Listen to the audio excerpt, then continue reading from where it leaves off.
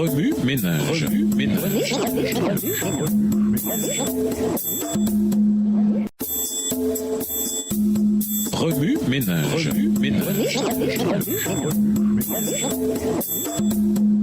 Bienvenue dans votre émission Remue ménage. Nous voilà à la leçon de mardi.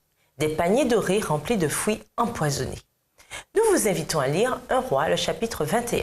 Submergé par son égoïsme, Akab s'apitoya sur lui-même et refusa de manger, comme si sa vie même dépendait de la vigne que Naboth refusait de lui vendre. Son orgueil blessé, tel un enfant qui n'obtient pas le jouet désiré, l'entraîna à transgresser un commandement. Nous pourrions facilement rejeter tout le blâme sur Jézabel, cette femme aussi intelligente qu'assoiffée de plaisir. Mais de toute façon, que sont donc ces deux personnages immatures et déchaînés dans la Bible? L'histoire d'Israël est une suite de pics miraculeux et de vallées dévastatrices. En ce temps-là, l'inoubliable roi David avait quitté la scène depuis environ 135 ans. Juda était divisé en une région du sud dirigée par les descendants de Salomon. Quant à la partie du nord, les dirigeants méchants la corrompaient. Un coup d'œil sur l'histoire de la vigne de Naboth suffit pour comprendre pourquoi on a qualifié Akab de roi le plus inique de tous ses prédécesseurs. 1 Roi 16, verset 30.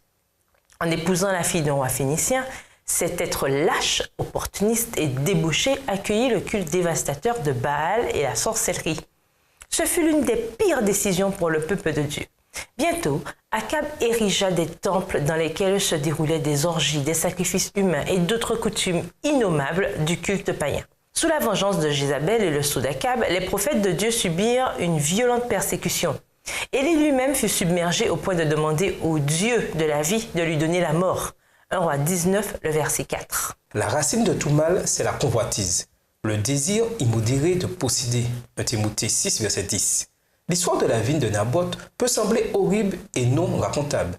En ce qui nous concerne, les histoires où un meurtre a pour mobile une simple plantation ne sont évidemment pas légion.